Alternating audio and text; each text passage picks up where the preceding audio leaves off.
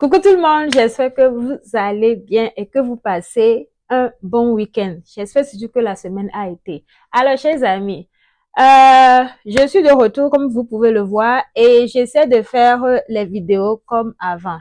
Donc, d'abord, je vais vous demander de suivre la vidéo du début jusqu'à la fin, liker, partager et abonnez-vous si ce n'est pas encore fait, ok? Alors, aujourd'hui, je suis très contente, très contente en fait. Donc, devinez quoi? Devinez quoi? Devinez quoi? Voilà, enfin, le permis de travail. Donc, je suis là aujourd'hui pour vous parler de comment est-ce que j'ai pu obtenir mon permis de travail après avoir attendu au moins 6 mois. Au moins 6 mois, les gars. Donc, si vous êtes prêts, si vous êtes intéressés par l'histoire derrière ce papier-là, ok, si vous êtes intéressé derrière l'histoire derrière ce papier, restez scotché, restez branché. Je vais tout décortiquer pour vous. Je vais tout vous détailler et je vous donnerai aussi des astuces et des indices en fait pour booster votre plan d'immigration, votre demande ou application d'immigration ici au Canada. Si vous êtes intéressés, chers amis, on va y aller directement dans le vif du sujet.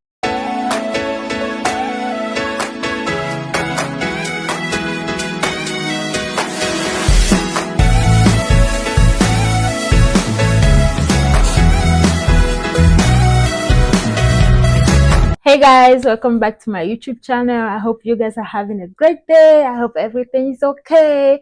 Alors, on revient chez nous. Alors les amis, c'est comment? J'espère que vous passez un bon week-end les gars. Alors aujourd'hui, comme l'introduction l'a bien dit, je suis là pour vous parler en fait de comment j'ai fait pour obtenir mon permis de travail ici. Et oui, j'ai mon permis de travail qui dure 3 ans. Donc, je suis encore libre de rester sur le sol canadien pendant au moins 3 ans encore. Donc, voilà. Donc, je suis là aujourd'hui pour vous parler un peu de comment est-ce que j'ai obtenu mon permis de travail ici. Alors, d'abord, pour commencer, j'aimerais vous parler un peu des actualités et de ce qui se passe actuellement au Canada concernant surtout les étudiants étrangers, ok? Donc, d'abord, pour commencer, on a une très bonne nouvelle. Vous-même, vous êtes au courant, vous savez très bien que ça fait déjà 1 mois, 2 mois comme ça, le gouvernement canadien, alors voilà, le ministre de l'immigration, monsieur Mark Miller, et le premier ministre canadien, monsieur Justin Trudeau, ils ont dit que si vous voulez changer d'établissement ici au Canada, si vous arrivez ici au Canada et que vous voulez changer d'établissement, vous devez soumettre une nouvelle demande de permis d'études. Devinez quoi? Actuellement, ils viennent d'annoncer que ce n'est plus nécessaire. Tout ce que vous aurez à faire maintenant, c'est de soumettre une application de prolongation du permis d'études ou extension en fait, extension in English, ok? Faut seulement soumettre une application d'extension du permis d'études, c'est tout. Et aussi vérifier que votre école soit une école désignée.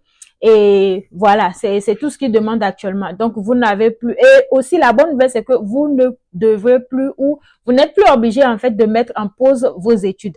Donc, vous soumettez l'application et vous pouvez directement continuer vos études dans la nouvelle école ou dans la nouvelle université. Donc, c'est tout. Ça, au moins, c'est une bonne nouvelle avec laquelle on va commencer cette vidéo, ok?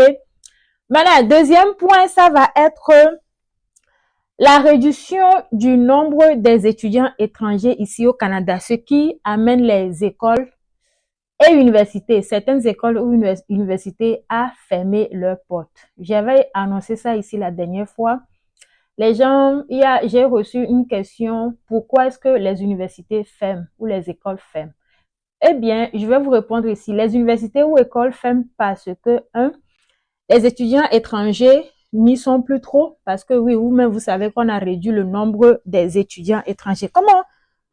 Arikis. Désolé les gars. J'ai mon petit chat ici, là. Voilà, je disais que comme le nombre des étudiants ils ont réduit le nombre des étudiants étrangers ici au Canada, ceux qui vont venir. Comme ça a été réduit, les écoles n'ont plus d'étudiants étrangers. Et n'oubliez pas, ce sont les étudiants étrangers qui font l'argent ici au Canada, surtout aux écoles canadiennes ici là. Ce sont les étudiants étrangers parce que oui, quand les étudiants étrangers payent 8 000, 9 000 dollars canadiens. Les étudiants nationaux, eux, ils paient seulement que 1 500 ou 2 000 dollars canadiens. Donc, vous-même, vous voyez la différence déjà. Donc, c'est ce qui fait que les écoles ferment. Et aussi, ils ont licencié beaucoup de professeurs parce que voilà, vous allez enseigner qui maintenant et on va vous payer comment, d'autant plus que ceux qui investissent dans les écoles ne sont plus là pour faire tout ça. Donc, vous voyez un peu. Donc, c'est la raison pour laquelle les écoles ou universités ferment. Troisième point que je vais aborder ici, c'est l'expulsion de certains étudiants étrangers ici au Canada. Donc, vous vous rappelez que, voilà, comme on a dit que les écoles ferment et tout, on avait bien dit ici, j'avais bien dit dans une de mes vidéos que l'écolage ici au Canada, vous ne pouvez pas en aucun cas, écoutez-moi très bien, vous ne pouvez en aucun cas arriver ici au Canada et travailler, payer votre écolage. Ce n'est pas possible. Donc, si vous êtes étudiant et que vous voulez venir ici au Canada, notez que vous ne pourrez pas travailler et payer l'écolage. Donc, actuellement, il y a des étudiants étrangers dans une université à Rimouski, université de Rimouski à Québec, qui sont ou qui peuvent être déportés, ok? Qui sont à la porte, pratiquement à la porte comme ça. Donc, s'il vous plaît, chers amis, quand vous allez arriver ici, soyez-en sûrs que vous ne pourrez pas travailler pour payer votre écolage. Et secondo, mettez tout le paquet pour pouvoir payer l'écolage ici.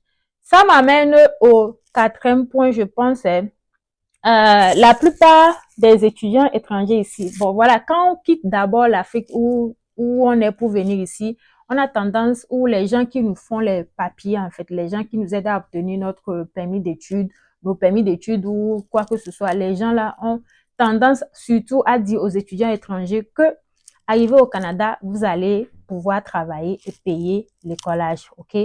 Maintenant, ça fait que beaucoup d'entre vous, où beaucoup d'étudiants font des inscriptions dans les universités. Rassurez-vous, quand vous faites les inscriptions dans les universités, le gouvernement canadien sait, ok? Ils ont le monopole de tout en tout cas, donc ils sont au courant de tout ce qui se passe dans leur pays. L'immigration sait, le gouvernement canadien, il sait. Donc, quand vous faites les inscriptions dans les universités, notez que les universités ici au Canada sont beaucoup trop chères comparées aux écoles au collège et tout ça là. Donc, quand vous faites les inscriptions dans les universités, c'est pour venir étudier ici dans une université. Supposons que vous voulez faire le master ou un programme dans une université et le programme dure 3 ans. 3 ans. Et l'université ici, le semestre est peut-être à 10 000 dollars ou 12 000 dollars canadiens, alors que le collège, c'est peut-être 6 000 ou 7 000 dollars canadiens. Donc, vous arrivez ici, vous voyez que, bon, voilà, je ne peux pas payer tout ça pour une université parce que déjà, moi, mon programme, c'est 3 ans ou c'est 4 ans. Il faut maintenant que je change de programme ou je change d'école. Donc, dans ce changement-là, c'est vrai que le changement peut s'opérer, hein, pas de problème. Maintenant, dans ce changement, vous êtes amené à demander à faire une nouvelle demande d'extension de permis d'études. Au moins maintenant, ce n'est plus demander un nouveau permis d'études, ce qui est bien déjà. Donc, après ça, il faut maintenant que vous arrivez maintenant à payer aussi l'écolage de la nouvelle école ou l'écolage du collège que vous voulez fréquenter en fait. Et maintenant, dans ça, si vous n'arrivez pas, même l'écolage là-bas, si vous n'arrivez pas à payer ça, les écoles se retrouvent maintenant obligées, ou les écoles sont maintenant obligées de vous chasser ou de vous renvoyer carrément. Est-ce que vous comprenez un peu? Donc, les écoles maintenant ne peuvent rien à part vous renvoyer, vous chasser. Donc, si vous ne pouvez pas payer, soit vous êtes expulsé, ou soit vous quittez en fait l'école ou vous n'êtes plus inscrit en fait. Vous comprenez un peu? Donc, ça fait que le gouvernement a déjà le gouvernement prévoit déjà en fait ça, ok? Donc, ils savent que dans ce lot-là, il y aura des étudiants qui vont demander l'asile. Et ils savent déjà que, voilà, on ne peut pas donner l'asile à tout le monde. On doit bien étudier les cas. Et donc, tout le monde n'aura pas ça. Et il y en a beaucoup qui vont être expulsés. Moi, j'aimerais pas que vous soyez dans ce cas-là. Donc, revenons à nos moutons. Donc, tout ça pour vous dire que soyez financièrement prêts en tout cas.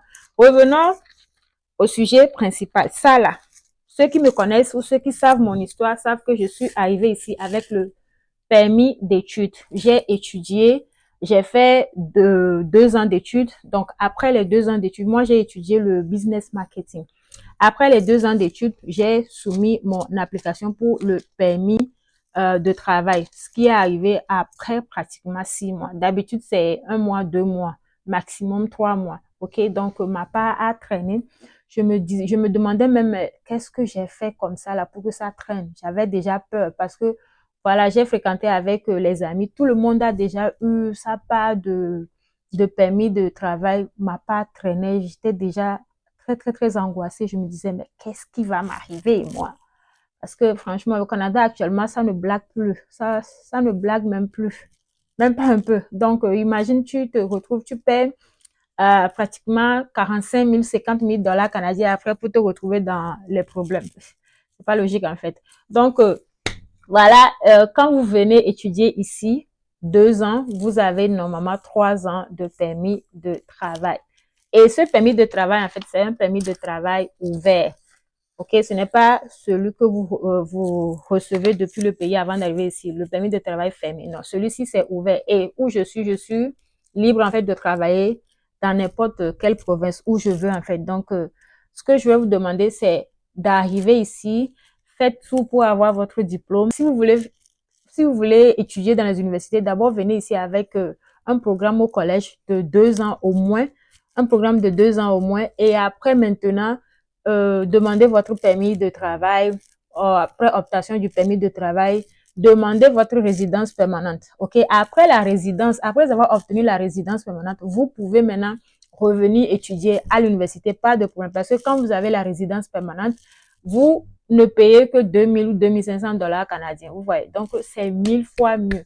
Donc, tout ce que moi, je peux vous dire, c'est faites tout, faites le nécessaire pour arriver ici, payer votre collège pour ceux qui vont venir fréquenter les collèges et tout, payer votre écolage et aussi, s'il vous plaît, faites-vous à l'idée que ce n'est pas possible en fait de travailler ici 24 heures et payer l'écolage. Donc, vous devez ou vous aurez toujours besoin de quelqu'un pour vous aider à payer l'écolage. Allez, Kiss! Vous aurez toujours besoin de quelqu'un pour vous aider à payer les collages. OK? Donc, c'est tout pour aujourd'hui. J'espère que cette vidéo vous aura aidé d'une manière ou d'une autre. S'il vous plaît, likez, partagez et abonnez-vous si ce n'est pas encore fait. Moi, je vais vous retrouver la semaine prochaine, le mercredi, pour une nouvelle vidéo. Pour le moment, portez-vous bien et restez surtout vigilants. OK? Bye!